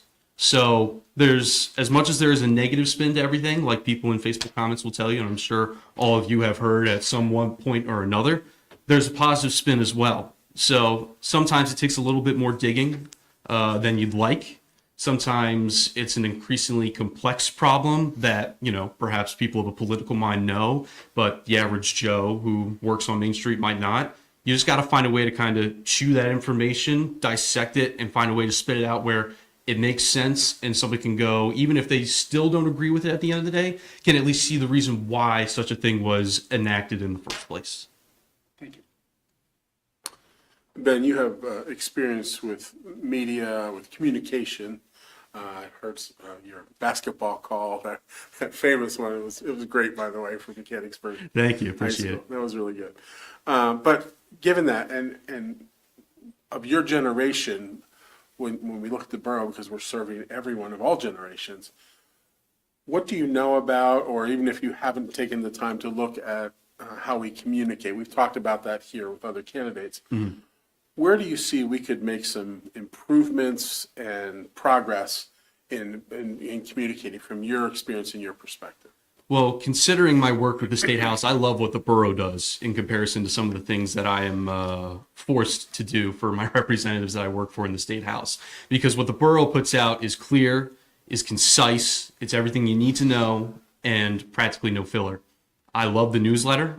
Whenever I get it, I love opening it. It's got color, but again, it's just information that the people need to know, and that is something that sadly folks lose focus of in the State House from time to time when it comes to touting personal achievements and bills and what have you, is that the basis of the message is for the people. So I like what the borough does, and I think when it comes to improvement, I think just reaching out to other media is making it maybe a little bit more fun or approachable. Councilman Martin, you've asked plenty of people multiple times about ordinances. I'm going to beat you to the punch here. I don't know about my ordinances, but that's maybe something fun that the borough could do, is maybe dig into the ordinances and maybe find one that, hey, did you know? Present it as a fun fact. And then that way people are educated in a fun and engaging way. And again, making it understandable so that way the senior who has their iPhone text bought up to the biggest size can still read it and understand it, to the most tech-savvy people of my generation and even younger. I work with a couple of high school students with my commentary with Mechanicsburg, and some of the stuff they say to me and that they're doing even blows me away. So even that divide of just 10 years is still blowing me away. And there's a lot to learn in that. So those are just some of the examples and some of the ways that we could probably improve our communications. But again, on a day-to-day basis, what I see when it came to the trash program, when it came to the snow, when it came to the snow angels, anything that the borough's put out, I go there and I'm like, man, I wish I could take this and just shove it in the face of my state representatives and be like, this is what you need to do, because this is what engages with folks. This gets their attention, not and I'm not joking here, 3,000 word long email, sometimes sent on a weekly basis on a diatribe that nobody's going to read. What you guys have been putting out is, again, just perfectly legible and what is needed. And there's ways to branch it out and make it a little bit more fun, but I wouldn't suggest any wholesale changes to what you're doing right now. Thank you. So since you already, answered my ordinance question, I have to ask another one. So you're one of the newer residents that is, interviewing tonight, and one of the younger ones also, which is phenomenal. What perspective do you feel that is maybe missing from Borough Council at this point? Maybe not. What perspective can you bring to council? Just one of somebody who's had to deal with a set of newer problems in their adult life, if that makes sense. I still carry with me quite a bit of student debt. I'd wager to guess that probably not a lot of you on this board have a lot of student debt that I have to deal with. Also managing, new home prices. My mortgage was a lot more north probably than a lot of your mortgages were when you got your first houses. So these are a set of problems that are being asked not only here in Mechanicsburg, but all across the country, all across my generation, no matter where we are. Folks from my group, my age group, if you will, are all asking these questions, and somebody's got to get the answers. Well, what better way to get the answers than to be a part of the board, to get the inside look, to get all the data and figure out and say, hey, maybe if we can, come up with this tax break or find a way to make this place just a little bit more attractive to a new homeowner who's trying to get here, or that person who just got out of college and is trying to find that job that sets them up for life. I consider myself very lucky to be in the position that I am right now, because I have a lot of friends and even family that are approaching the same point in my life and aren't as lucky, do not have full-time jobs, do not have those benefits, weren't able to, find somebody as a partner to be able to build a life together. So I think for me, the biggest part is the representation of my age group in this can bring about an exclusive set of problems that maybe the council isn't necessarily privy to, and can kind of engage in maybe some different solutions, some outside the box thinking that I consider myself an outsider compared to the likes of all of you on this council that can bring. And maybe that can lead to some perhaps easier problem solving. Maybe we butt heads, but it at least gets the conversation going and helps to include a group of people that maybe don't see themselves in their local politics like this. Thank you. Stick with my question, which is related to the future of the borough. In 5 to 10 years, what do you see as the future of the borough, and what skills can you bring to the council to help us bring that vision to a reality?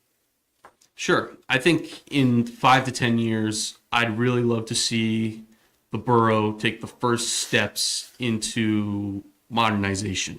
And when I say that, I don't mean eliminating every building on Main Street and putting up metal-sided houses that are all gray and black and look like the shiny new developments we have both in and out of the borough. But I would like to see that modernization on the inside, because when you have modern buildings, when you have modern amenities, when you have upgraded infrastructure, it is attractive not only to people who are looking to reside here, but people who are looking to start new businesses, whether those are big companies, small businesses, local mom and pop shops. Just anytime you walk into, for me, when I was going to school, I told my counselors in high school, I didn't want to go to school in a castle.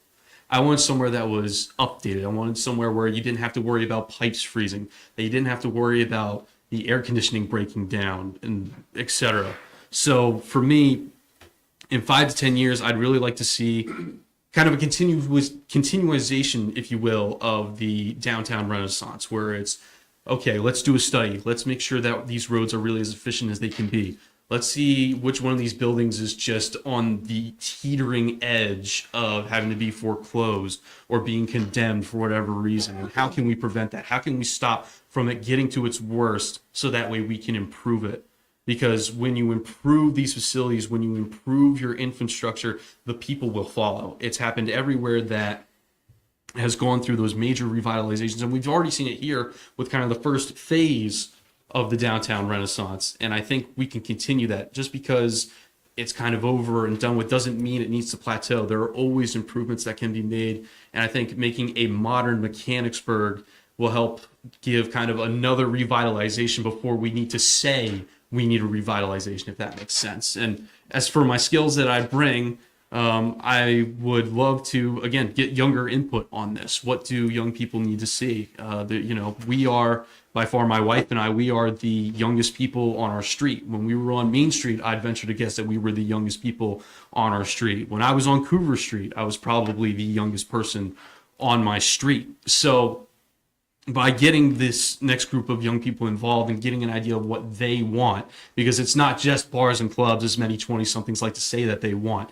They also want to see businesses. They want to see certain types of restaurants. They want to see other people that they know succeed. And if we can give them the opportunity to say, hey, here's a brand spanking new eco-smart building that we can put you into with a brand new road that's upgraded outside with clean parking spaces and clean water and the potential for green energy and all just everything that can grow out of that, then all of a sudden you are again welcoming a whole new group of people into Mechanicsburg that bring new ways of thinking, bring new businesses, and a new way of revitalizing Mechanicsburg. Thank you. I'm going to ask you about the boring part. All right. Boring, but very important. Budget meetings, executive sessions, talk about various different personnel issues. Just the tedious part of going through the reading and understanding the ordinances that we passed. How do you see yourself getting involved in those? What's your ideas about, how do you address, say, a complex budget where we've got a spreadsheet that's God knows how long? Just try to simplify it as best as you can. Make it easy to understand for the people at home who might not have the political experience that. Well, I'm talking about you personally. How do you? So for myself, I would kind of think of the borough as, what if the borough is my house? Do I have all of my needs taken care of? Do we have enough money to keep the lights running? Do we have enough money to keep the water running? Do we have enough money to make sure that the people are taken care of, that we have the basic necessities? And then if all of that budgeting is taken care of, then great. Then everything's taken care of. And then we look at kind of reprioritizing the next few things. Okay, what's been the most commonly asked for project from the people? And let's see if we can try and cut something out for them. They may not be able to get everything that they want. Lord knows I've seen enough grant releases in the State House that come up short of the targeted asking for, but they're still grateful for the money nonetheless. The exact same thing can happen here in the borough. So for me, it's just kind of going through, making sure you look at every piece of data, every single cent, making sure that's going to the right place, raising issue if something seems a little bit out of order. But I would still dive head first and just, again, manage the borough like you manage your house. Make sure your necessities are taken care of. And then the most common asks, the wants as opposed to the needs of the people. See if you can find a way to balance all those out. Again, maybe you can't please everybody. We all know that. But if you can try and at least blanket as much of those people as possible, getting those projects that they want to see in this borough funded, then you try and go for it. Thank you. Of course.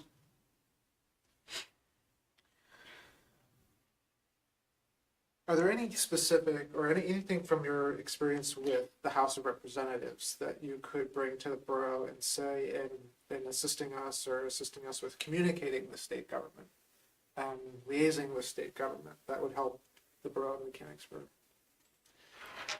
It's an interesting question because in my experience, I am strictly communications, but I've still managed to learn a thing or two in those regards. And I think for one thing is the power of social pressure, we'll call it. If for some reason we had a nagging problem that just refused to get fixed, there's not one that I know about in the borough currently, thankfully, but I have seen it with other people that there's just this one nagging problem, this one road that's absolutely terrible that never gets fixed, this one pipe that keeps breaking, this one community that has been asking for years for a water main. There is no power like social pressure and being able to kind of lean in and let these people know that, like, hey, we can't keep this ignored for long. And again, thankfully, with the people that I work with, I have not seen a problem like this, but I know that it is possible that if you get enough squeaky wheels, eventually they're going to have to get greased. So in that regard, for here in Mechanicsburg, Cheryl Delosier, I've had the pleasure of meeting her a couple of times, a very nice representative that we have here in Mechanicsburg, and understanding how the state process works and the state funding, knowing that applications are readily available on their websites as soon as they are released, which in my experience is always about 1 or 2 weeks, they get a fresh new batch. So just being on top of that website, looking at those grant releases, looking at those applications and being like, hey, Mechanicsburg Fire Company, if you guys need a new engine or if you need a little bit more funds to cover the new firehouse that's coming up, here's this grant that the state's putting out. And you know what? We'll help you get that application done so that way we can deliver funds here. So that way you guys are just a little bit more taken care of. And that can apply to our fire departments, that can apply to our police departments, that can apply to our infrastructure. You know, the state has a lot of money to give away, so there's really no excuse to miss out on it, especially when it is so readily available online at the click of a representative's website. So if it's as simple as just taking that release or taking that update and spreading it out to the people that we know who are the heads of our first responder departments, our businesses, our infrastructure, our construction companies, what have you, by just giving them the resources and then saying, hey, if you need help, schedule an appointment with me. Let's get this done so that way you are properly funded by our tax dollars to make sure that they are bettering our community. All right. Any other questions? Would you like to make a brief final statement for us? Yes, and I will keep it brief. Again, I want to thank you all so much for your time. It truly is an honor to be able to be a part of this special session, as I said again. I come from a family that has always been called to serve. I've had grandparents in the military. My grandfather was a retired state trooper for 30 plus years back in my home state of Delaware. My dad is a paramedic. My uncle investigates fires for the Delaware State Police. And so you look at me here in a suit and a tie and you go, well, how are you answering that call to be served that since it's followed you and your family for so long? Well, I was blessed with a great voice, and I'm glad that I was able to use it here tonight. And I certainly look forward to hopefully being able to use it with all of you in the future to better serve Mechanicsburg and its people, because I love it here. My roots are here, and I can't wait to see this place grow and flourish, whether I'm part of this council or not. But either way, I thank you all for your time. Thank you. Thank you, Mr. Shedd. Thank you. Appreciate it.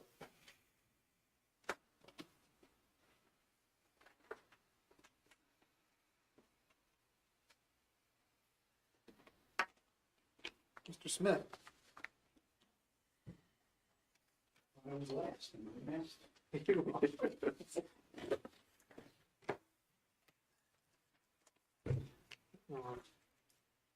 Running a little bit behind schedule, but it's all good. We'll start with a brief statement, and then we'll go to council's questions. The brief statement just should be, why are you applying for a position on Borough Council? And then we'll go to questions. Thank you. All right. I've been a resident of the borough for 42 years. I married a townie. My wife's been, she was born and raised here. And my kids, along with her, both graduated from Mechanicsburg Area High School. And I have two grandkids that are going to the school right now. So I'm kind of anchored to this community in that way. I've also, I had 37 years as a police officer, and so I'm committed to service. And as one of the other candidates said, when I was in government, I couldn't run for any office like this.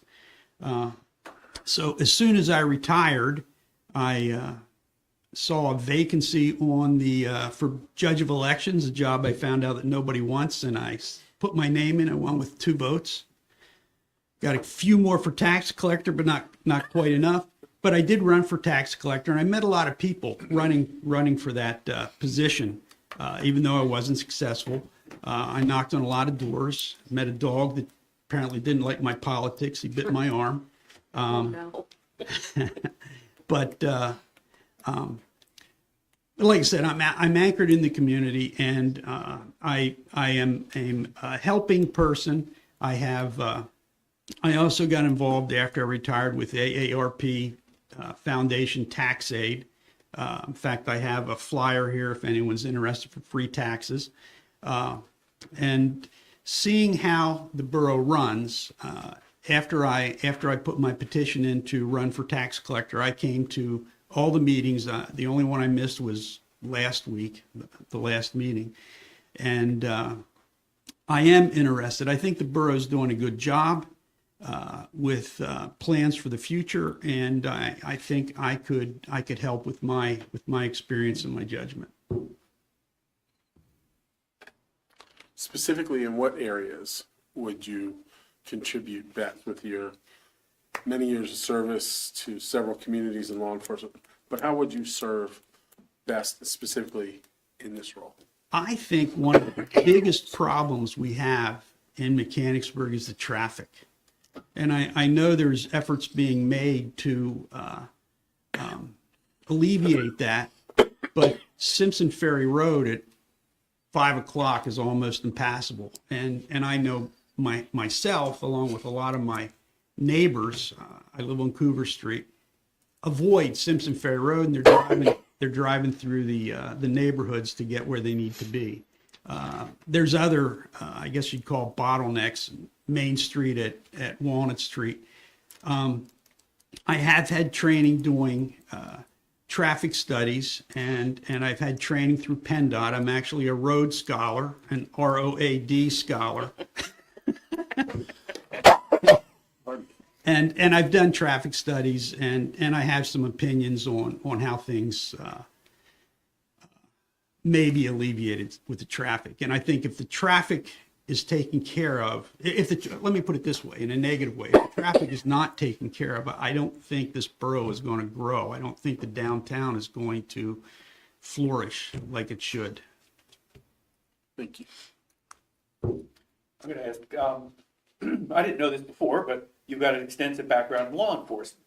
Yes. And enforcing the laws and enforcing the ordinance is I won't say easy, but it's here's the ordinance, you have to do what it says. Now you're going to be put into a role of making those ordinances, and in some cases changing ordinances that are there, so that Chief Glenny's not going to be able to say this is what you have to do anymore. So, kind of talk to me about your how do you view the need for strict regulation versus community flexibility? Well, I'm I'm a law follower, okay, and I was through my career.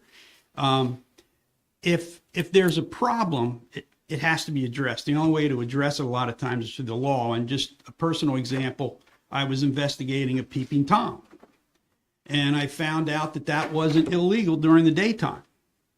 I actually had a guy climb to a second floor window, and I couldn't arrest him. So I went to Ron Marsico, a past state representative, and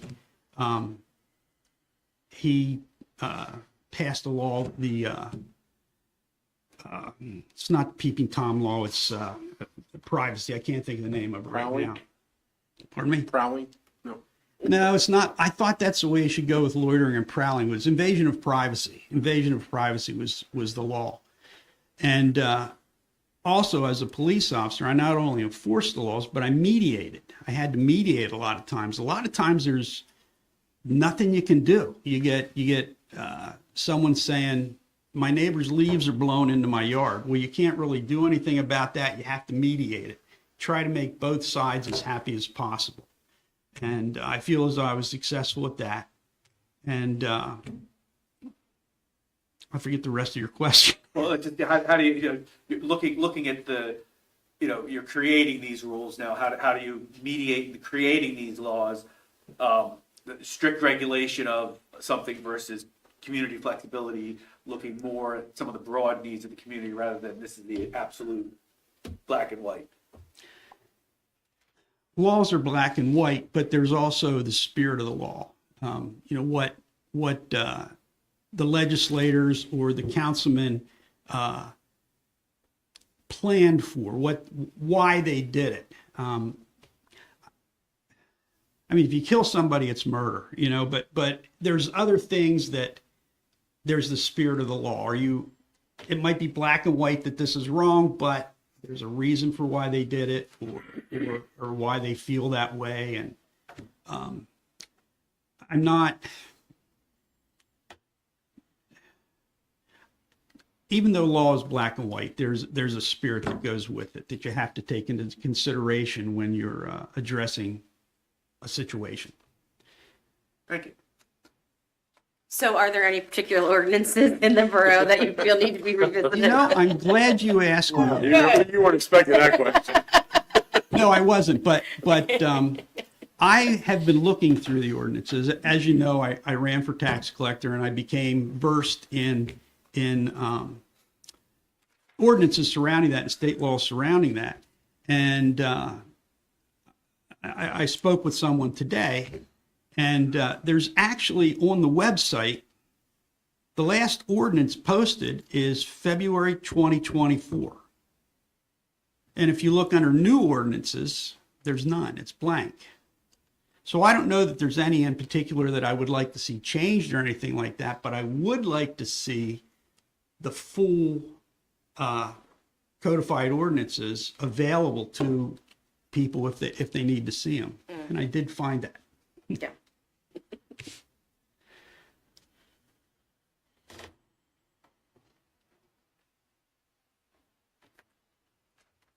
Obviously, public safety is a passion of yours. As you look at the borough, how do you see that as a priority here, and what's your experience been as far as overall public safety? Well, luckily I haven't been arrested. Well, he's working on that now, apparently.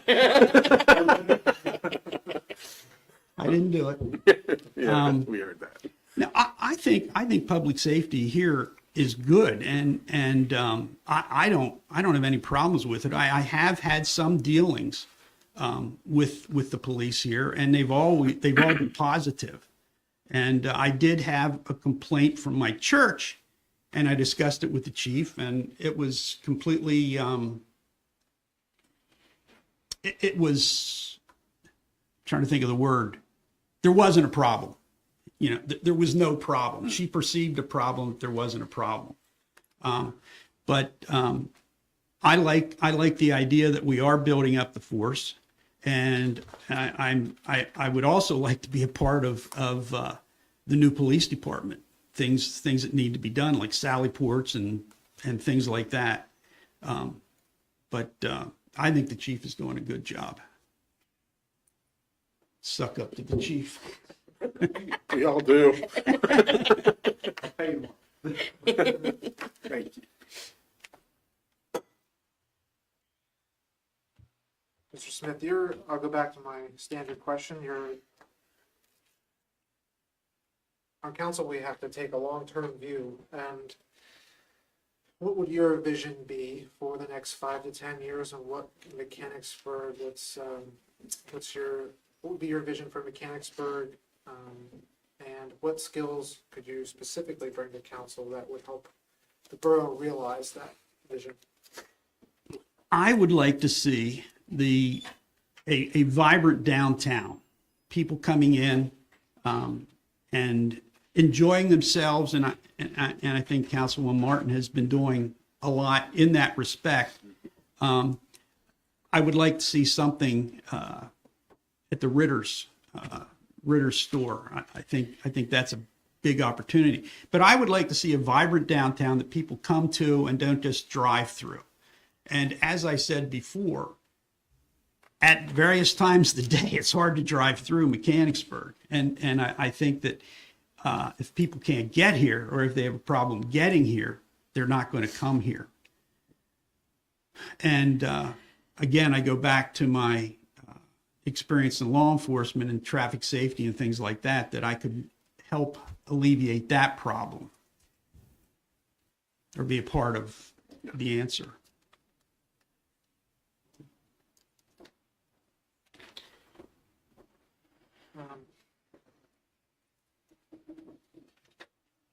Prioritization.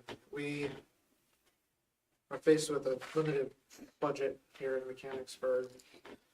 We're fortunate to have what we do, and have found efficiencies over the years and created different funding streams and found creative ways to raise different revenues. How would you look at budgeting? What experience do you bring to it, and philosophy in terms of fiscal priorities and management? Well, there are things that need to be done. We need to remove the snow. There's certain things that we need to be done, and we have to budget for that.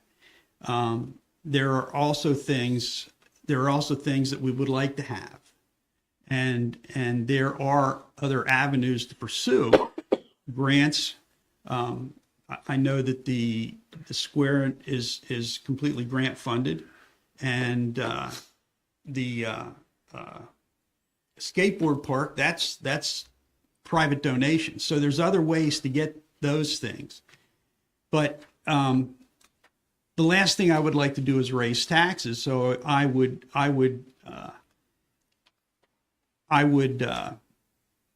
advocate to live within the budget and get what we can out of it, wring out every cent that we can out of the dollars that we get. And if there's something we still want, there are other avenues to pursue. Understood. Anybody else? Nothing? I got one more for you. Uh-oh. Regulatory philosophy. You touched on this earlier, but I think it's also important. Balancing the rights of property owners with community needs, such as enforcing our quality of life ordinance and other ordinances that that we are charged with enforcing. How would you go about balancing private property rights with the borough's goals in terms of the ordinances that we've passed and with respect to quality of life, or any other similar type of enforceable ordinances? I retired from Lower Paxton Township Police in Dauphin County. And one of the things we did is we actually had, police are always doing reports, and we had quality of life reports. If an officer's driving around and sees a sign down, it goes in a report, and then I don't know who did it, but once we turn it in, then somebody in our organization went to the sign department or wherever to get that fixed. There's other things like trees blocking signs, but it was a quality of life thing that we did. As far as property owners' rights, I think they're very important. If you own a property and you're paying taxes on that property, I think within reason, you control your property. Now, I say within reason because there are situations, junk vehicles, for example, they draw vermin, and that's a problem for the neighbors. If you don't care as a property owner, the neighbors are certainly going to care. I just had an experience this summer. My son couldn't sit out in his backyard because of the mosquitoes. And I said, you should go to the borough. You should go to the borough and do something. Luckily, that got worked out between that property owner and my son. But they had something on their property that was drawing these mosquitoes. And it was their right to do that, but it wasn't their right when those mosquitoes, it wasn't okay for those mosquitoes or rats, it wasn't rats, but if you have a junk car, it's not okay for that to invade your property. But I think property rights are very important, but the rights of other members of the society, other citizens, their rights are important too. And I would be very careful infringing on a property owner's rights, but at the same token, I wouldn't hesitate if there was something going on that was creating disease or distress in other neighbors.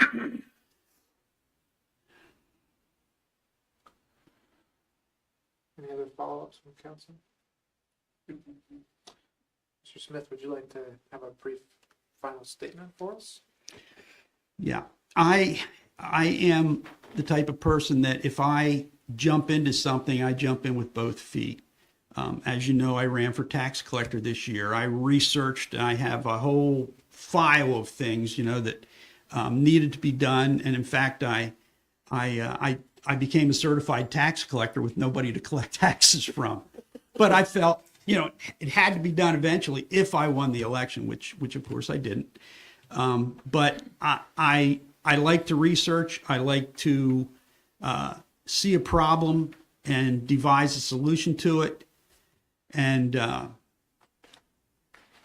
if I get selected for this position, I can assure you that I would bring that same determination with me. And I know you guys have a tough decision. There's some good candidates behind me. I don't envy you. But it would be a high honor to be selected for this position. Thank you, Mr. Smith. Thank you.